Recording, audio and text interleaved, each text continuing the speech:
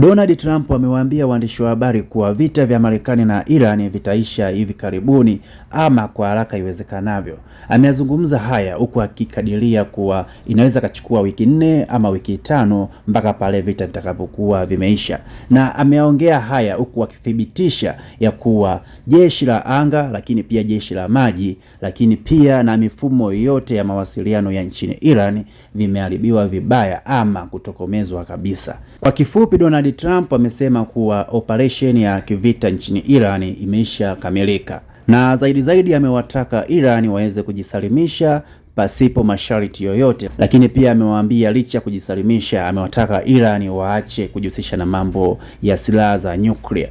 Pamoja na maneno haya ya Trump kuwa na msisitizo kwa namna hii, Iran imejibu kauli hizi za Trump ikisema kuwa Iran ndiyo itakayoamua vita hivi viishe na sio Donald Trump. Kwa habari zaidi unaweza kamenya maneno hayo hapo chini yaliyoandikwa subscribe.